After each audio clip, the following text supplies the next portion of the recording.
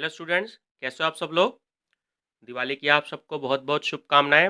गोवर्धन पूजा की भी आपको बहुत बहुत शुभकामनाएं और कल भैया दूज है उसकी भी आपको जो है बहुत बहुत शुभकामनाएं। और मैं doctor Pavnob Rai, former principal of Vidyottama girls PG college Khatauli district Muzaffarnagar.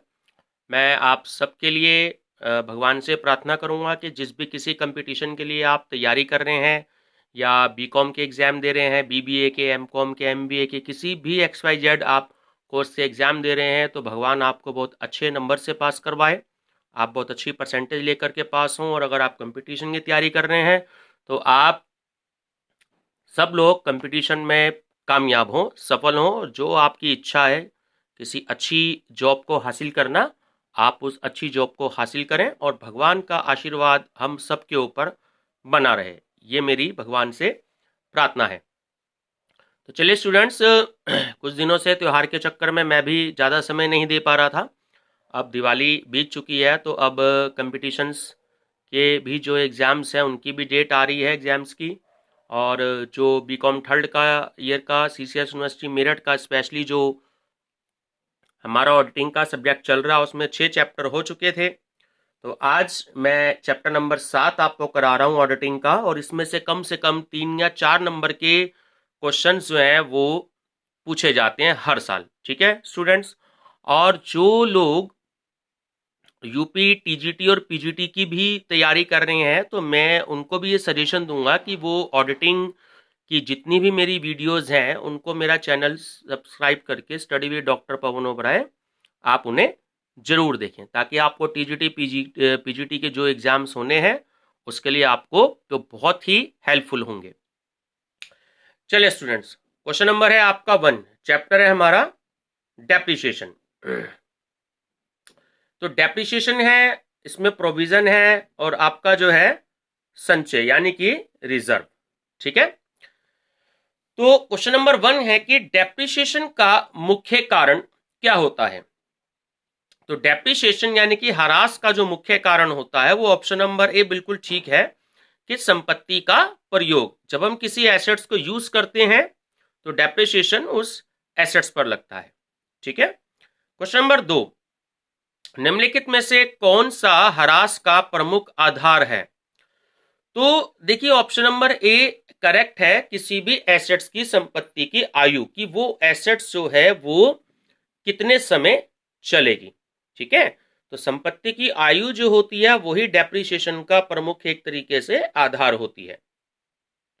Question number 3, संपत्तियों के प्रतिस्थापन के लिए कौन सा कोष, इंग्लिश में फंड बोलते हैं, बनाया जाता है। तो ऑप्शन बी करेक्ट है, ह्रास कोष, डेप्रिसिएशन फंड। ठीक, क्वेश्चन नंबर 4, देखिए बहुत ही मोस्ट इंपॉर्टेंट क्वेश्चन है कि स्थायी किस्त पद्धति से ह्रास गणना का सूत्र है। तो जो फिक्स इंस्टॉलमेंट जो सिस्टम होता है उससे अगर हमें डेप्रिसिएशन की कैलकुलेशन करनी हो तो आपका फार्मूला होता है cost price minus scrap value divided by number of years. तो आप स्टूडेंट्स कंफ्यूज मत होना, क्योंकि स्क्रैप वैल्यू जो होता है वो हमेशा माइनस होता है जो भी किसी भी एसेट्स की कॉस्ट होती है। यहाँ पे इन्वेस्टमेंट भी लिखा हुआ हो सकता है, और अगर इंस्टॉलेशन चार्जेस भी आपको गिवन है किसी क्वेश्चन में तो cost price plus installation charges, ठीक है, तब माइनस स्क्रैप वैल्यू। तो ध्यान रखेंगे, ठीक है, स्क्रैप वैल्यू हमेशा माइनस होता है। ठीक है, चलिए क्वेश्चन नंबर 5, क्रमागत ह्रास पद्धति से ह्रास गणना का सूत्र क्या है। तो स्टूडेंट ऑप्शन नंबर बी जो है, देखिए फार्मूला दे रखा है वो बिल्कुल ठीक है। ठीक है, चलिए ऑप्शन बी इसमें करेक्ट आंसर है। क्वेश्चन नंबर 6, सिंकिंग फंड बनाया जाता है। तो जो सिंकिंग फंड बनाया जाता है स्टूडेंट्स वो किसी भी, ऑप्शन बी करेक्ट है, किसी विशिष्ट उद्देश्य के लिए कंपनी उसको तैयार करती है। ठीक है, क्वेश्चन नंबर 7, संपत्तियों का अप्रचलन है, इंग्लिश में ऑब्सोलेंस बोलते हैं प्रचलन को, जब कोई चीज चलन से बाहर हो जाती है।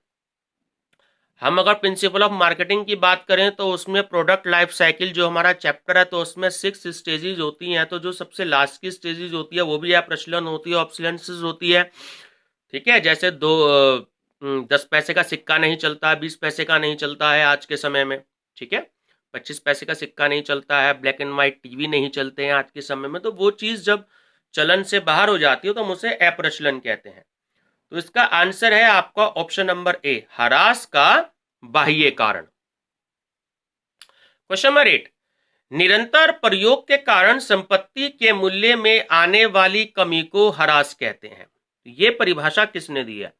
स्टूडेंट्स बहुत इंपॉर्टेंट डेफिनेशन है, ठीक है, ध्यान रखेंगे। डेफिनेशन जो है ये एग्जाम में पूछी भी गई है, तो थोड़ा सा ध्यान देंगे, इसे बहुत ही इंपॉर्टेंट है। ये डेफिनेशन दी है ऑप्शन नंबर ए, R.G. विलियम्स ने, ठीक है, विलियम्स। क्वेश्चन नंबर 9, एक निश्चित अवधि में किसी भी कारण से संपत्ति के सक्रिय जीवन की खपत होती रहती है, उसी माप को मूल्यह्रास कहते हैं। यह परिभाषा किसने दी है?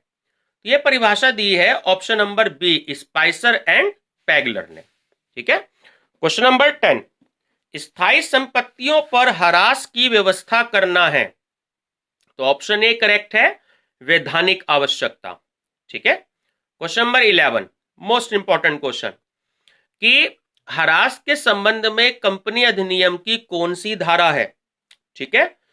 तो स्टूडेंट्स ये देखिए, तीनों ही धारा है डेप्रिसिएशन से रिलेटेड किसी भी कंपनी अधिनियम में, तो धारा 205 भी है, धारा 300 भी है और धारा 350 भी है, तो सही आंसर है ऑप्शन नंबर डी, उपयुक्त सभी। क्वेश्चन नंबर 12, ह्रास से कमी होती है, मोस्ट इंपॉर्टेंट क्वेश्चन है, ध्यान रखना है, ठीक है, न्यूमेरिकल करते समय भी हमें इस कॉन्सेप्ट को याद रखना है। तो ऑप्शन नंबर ए आपका करेक्ट है कि किसी भी एसेट्स की बुक वैल्यूज में से, ठीक है, संपत्ति के पुस्तक मूल्य में से ह्रास से कमी होती है, ठीक है। क्वेश्चन नंबर 13, पेटेंट पर मूल्य ह्रास काटने की उपयुक्त पद्धति होती है। जो पेटेंट होता है, अगर उस पर जब मूल्य ह्रास काटा जाता है तो सबसे जो अच्छा मेथड माना जाता है वो हम option number A, fixed instalment system को हम मानते हैं, ठीक है, स्थायी किस्त पद्धति। क्वेश्चन नंबर 14, मोस्ट इंपॉर्टेंट, कि प्लांट और मशीनरी पर ह्रास काटने की उपयुक्त पद्धति कौन सी है? तो जो प्लांट और मशीनरी है, इस पे जब डेप्रिसिएशन चार्ज किया जाता है, ठीक है, तो इसके लिए सबसे बेस्ट मेथड जो है वो बी, ऑप्शन बी करेक्ट है, कि क्रमागत ह्रास पद्धति जो है वो सबसे बेस्ट मानी जाती है, जिसे हम डिमिनिशिंग बैलेंस मेथड भी कहते हैं, ठीक है। क्वेश्चन नंबर 15, पट्टा, जिसे हम इंग्लिश में लीज बोलते हैं, तो पट्टे पर ली गई संपत्ति पर ह्रास काटने की उपयुक्त पद्धति है, तो ऑप्शन नंबर सी है, ठीक है, बहुत ही मोस्ट इंपॉर्टेंट क्वेश्चन है, वार्षिक वृत्ति पद्धति, ठीक है। चलिए क्वेश्चन नंबर 16, संचय बनाया जाता है, यानी कि रिजर्व जो तैयार किया जाता है आपका, वो ऑप्शन नंबर ए करेक्ट है, सामान्य उद्देश्य के लिए बनाया जाता है, ठीक। क्वेश्चन नंबर 17, ह्रास व्यापार में संपत्तियों के प्रयोग से घिसावट व क्षय के कारण होने वाली संपत्तियों के मूल्य में स्थायी कमी को बतलाता है। तो ये जो परिभाषा दी है वो किस विद्वान ने दी है? तो स्टूडेंट्स ये जो परिभाषा दी है ये ऑप्शन नंबर आपका डी बिल्कुल करेक्ट है, कि बॉटली बॉय ने दी है, ठीक है, ऑप्शन नंबर डी, बॉटली बॉय। क्वेश्चन नंबर 18, क्षयशील संपत्तियों के लिए ह्रास की कौन सी विधि उपयुक्त मानी जाती है, ठीक है, तो ऑप्शन नंबर सी करेक्ट है, रिक्त इकाई विधि। क्वेश्चन नंबर 19, ठीक है, उच्चावचन का स्वभाव है, उच्चावचन को हम इंग्लिश में फ्लक्चुएशंस बोलते हैं, ठीक है, तो उच्चावचन का जो स्वभाव है वो ऑप्शन नंबर सी करेक्ट है, कि संपत्ति के मूल्यों में यकायक या शीघ्र कमी व बढ़ोतरी आना, ठीक है, संपत्तियों के मूल्य में अचानक या शीघ्र कमी या कोई भी बढ़ोतरी आना। क्वेश्चन नंबर 20, प्रयोग में लाने से समय बीतने से तथा प्राकृतिक प्रभावों के कारण संपत्ति के मूल्य में जो कमी आती है उसे हम क्या कहते हैं। ठीक है, ये बिल्कुल आपको डेप्रिसिएशन की डेफिनेशन दी गई है। जब किसी भी एसेट्स को यूज किया जाता है और टाइम बीतता है और जो भी कोई प्राकृतिक प्रभाव होते हैं यानी जो नेचुरल उस पर इफेक्ट होते हैं उससे कारण जो भी कोई एसेट्स है तो उसकी जो वैल्यू होती है वो कम होती जाती है, तो उसको हम डेप्रिसिएशन कहते हैं। ऑप्शन ए करेक्ट है। क्वेश्चन नंबर 21, संपत्तियों के मूल्य में परिवर्तन होने पर जो हानि होती है उसे क्या कहते हैं, तो उसे हम उच्चावचन कहते हैं। Option number C fluctuations. Question number 22, नए आविष्कारों के आने से संपत्ति के मूल्यों में होने वाली हानि क्या कहलाती है। ठीक है, ऑप्शन नंबर बी करेक्ट है, अप्रचलन ऑब्सोलेंसिस। जब नए नए आविष्कार हो जाते हैं, देखिए जब कलर टीवी आया था तो ब्लैक एंड व्हाइट टीवी धीरे धीरे आउट होते गए। ठीक है, आजकल जो है आपके एलसीडी वगैरह चल रहे हैं तो आउट होते जा रहे हैं, कलर टीवी भी धीरे धीरे, ब्लैक एंड व्हाइट टीवी तो शायद ही कहीं देखने को मिले। ठीक है, स्मार्टफोन आ रहे हैं आजकल, तो आजकल जो बटन वाले मोबाइल है वो बहुत ही जो है कम देखने को मिलते हैं। जो डॉट फोन होते हैं वो भी आजकल बहुत कम देखने को मिलते हैं। ठीक है, तो नई नई चीजें जब आ रही हैं, टेक्नोलॉजी बढ़ती आ रही है, तो पुरानी चीजें जो होती हैं वो चलन से बाहर हो जाती हैं। क्वेश्चन नंबर 23, संपत्ति के संबंध में एक निश्चित राशि प्रतिवर्ष किस विधि के अंतर्गत ह्रास के रूप में अपलिखित की जाती है, तो ऑप्शन नंबर 1 करेक्ट है, स्थायी किस्त पद्धति। ठीक है, fix instalment system. Question number 24, किस विधि के अंतर्गत संपत्ति के घटे हुए मूल्य पर एक निश्चित दर से डेप्रिसिएशन ह्रास काटा जाता है, तो सही आंसर है ऑप्शन नंबर बी क्रमागत ह्रास पद्धति। ठीक है, डिमिनिशिंग बैलेंस मेथड। ठीक है, क्वेश्चन नंबर 25, किस विधि के अंतर्गत संपत्ति के जो लागत मूल्य है उसके साथ उस पर एक निश्चित दर से ब्याज भी अपलिखित किया जाता है। ठीक है, तो सही आंसर है ऑप्शन नंबर बी वार्षिक वृत्ति विधि।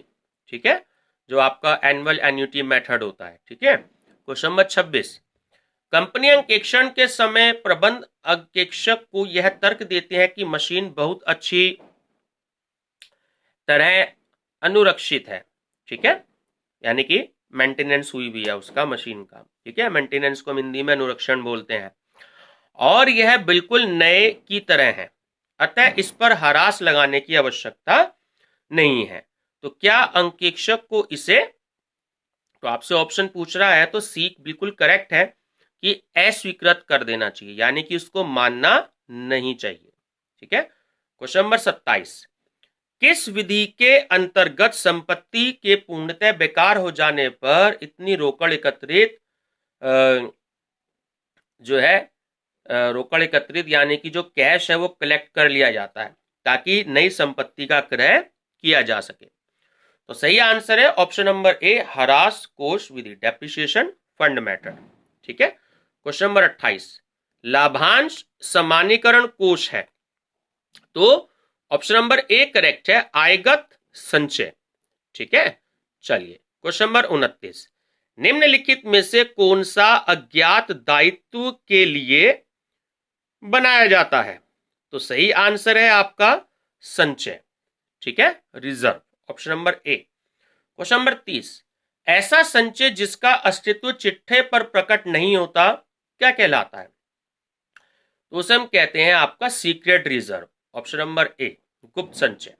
ठीक है, क्वेश्चन नंबर 31, गुप्त संचय जो सीक्रेट रिजर्व होता है उसको निर्माण की विधि यानी कि उसको तैयार करने की विधि कौन कौन सी होती है, तो देखिए तीनों ही विधि होती है कि दायित्वों का अधिमूल्यन करना, संपत्तियों को अवमूल्यन करना और पूंजी खर्चों को आयगत करना। ये तीनों ही जो मेथड हैं वो इसमें यूज होते हैं। ठीक है, क्वेश्चन नंबर 32, कि निम्नलिखित में से कौन सा कथन असत्य है, तो देखिए जो ऑप्शन नंबर डी है वो बिल्कुल करेक्ट है कि गुप्त संचय से संस्था की जो आर्थिक स्थिति है वो कमजोर होती है। ठीक है, ये बिल्कुल गलत है। क्वेश्चन नंबर 33, कंपनी विधान के अनुसार गुप्त संचय बनाना है, तो ऑप्शन नंबर सी करेक्ट है, प्रतिबंधित। ठीक, क्वेश्चन नंबर 34, गुप्त संचय कौन सी कंपनी बना सकती है, तो देखिए लगभग सारी कंपनी बना सकती हैं, हमारे पास क्वेश्चन में बैंकिंग कंपनी दे रखा है, बीमा कंपनी दे रखा है, फाइनेंस कंपनी दे रखा है, तो कोई भी कंपनी हो वो जो अपना सीक्रेट रिजर्व तैयार कर सकती है। तो सही आंसर है उपयुक्त सभी। क्वेश्चन नंबर 35, लाभ हानि खाते को कितने भागों में हम बांट सकते हैं? देखिए, जो लाभ हानि खाता है ना, उसको हम 3 भागों में भी डिवाइड कर सकते हैं और हम उसको 4 में भी डिवाइड कर सकते हैं। ठीक है, ये सिचुएशन पर डिपेंड करता है। क्वेश्चन नंबर 36, व्यवसाय की आर्थिक स्थिति सुदृढ़ करने के लिए निम्नलिखित में से कौन सा संचय उपयोगी है? तो देखिए, जो ऑप्शन नंबर बी करेक्ट है, गुप्त संचय। ठीक है, सीक्रेट रिजर्व। क्वेश्चन नंबर 37, किसी फर्म के द्वारा बड़े भुगतान करने का सर्वोत्तम उपाय निम्नलिखित में से कौन सा है? ठीक है, तो देखिए, जो रेखांकित चेक है वो ऑप्शन नंबर सी, जो क्रॉस चेक होता है, सबसे सेफ होता है। ठीक है, रेखांकित चेक के द्वारा जब चेक दिया जाता है तो पूरे चेक में कहीं भी, जनरली वैसे हम लेफ्ट हैंड साइड पे ऊपर कॉर्नर पे 2 लाइनें खींच देते हैं और उस पर अकाउंट पे ही लिख देते हैं, लेकिन हम पूरे चेक में कहीं भी लाइन ड्रॉ कर सकते हैं। ऐसा कोई स्पेसिफिक नियम नहीं है कि हमें चेक के लेफ्ट हैंड साइड पर जो है वो ऊपर ही दो लाइनें ड्रॉ करनी है, उसे वहीं पे हमें क्रॉस करना है, ऐसा कुछ रूल नहीं है। वो जनरली एक सब लोग वैसे ही वहीं कॉर्नर पे ही कर देते हैं। क्वेश्चन नंबर 38, प्रलेख यानी कि जो डॉक्यूमेंट होते हैं उसको छपवाने और रजिस्ट्रेशन के जो एक्सपेंसेस होते हैं वो कैसे व्यय होते हैं? तो देखिए, उसे हम प्रीलिमिनरी एक्सपेंसेस बोलते हैं। ऑप्शन नंबर सी, प्रारंभिक व्यय। क्वेश्चन नंबर 39, प्रारंभिक व्यय का उदाहरण नहीं है। तो देखिए, जो एडवर्टीजमेंट एक्सपेंसेस होता है वो कभी भी प्रीलिमिनरी एक्सपेंसेस नहीं हो सकता, क्योंकि कंपनी चाहे नई हो चाहे कंपनी पुरानी हो। कोलगेट है, देखिए बहुत पुरानी कंपनी है, वो अपने एडवर्टीजमेंट अपने प्रोडक्ट के पेस्ट के वो देती रहती है। क्लोजअप है, वो भी बहुत पुरानी कंपनी है। कोको कोला है, उसके भी सॉफ्ट ड्रिंक के, पेप्सी है, उसके भी सॉफ्ट ड्रिंक के जो है एडवर्टीजमेंट आते रहते हैं। तो ये जरूरी नहीं है कि अगर कंपनी कोई भी जो है नई कंपनी होगी वही अपने प्रोडक्ट का एडवर्टीजमेंट दे, ऐसा कुछ जरूरी नहीं है। क्वेश्चन नंबर 40, अंश प्रीमियम खाते की राशि का उपयोग किया जाना चाहिए। तो देखिए, तीनों तरीके से यूज कर सकते हैं। बोनस जो शेयर होते हैं उसको इशू करने में कर सकते हैं, जो प्रीमिलरी एक्सपेंसेस है उसको रिकूप करने में कर सकते हैं, अप्लिकेट करने में, और जो सी है, जो भी अंश पत्र और जो प्रेफरेंस शेयर जो होते हैं उसके शोधन पर, ठीक है, रिडीम्ड पर, तो दे प्रीमियम के लिए। तो ऑप्शन नंबर डी करेक्ट है, उपयुक्त सभी। Question number 41, most important question, कि समामेलन से पूर्व लाभ का उपयोग नहीं किया जा सकता है।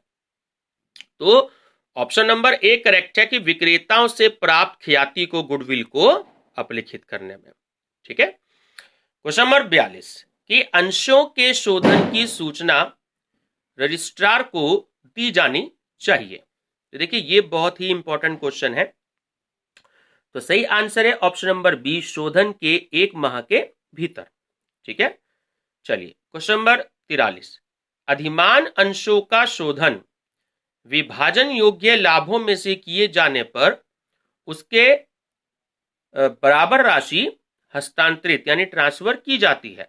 तो ऑप्शन नंबर ए बिल्कुल ठीक है कि पूंजी शोधन संचय खाते में। चलिए क्वेश्चन नंबर 44, कंपनी की अंश पूंजी में कमी कंपनी अधिनियम 1956 की किस धारा के अंतर्गत की जाती है? तो स्टूडेंट, ये थोड़ा सा क्वेश्चन पुराना है, क्योंकि अब कंपनी अधिनियम 2013 चल रहा है।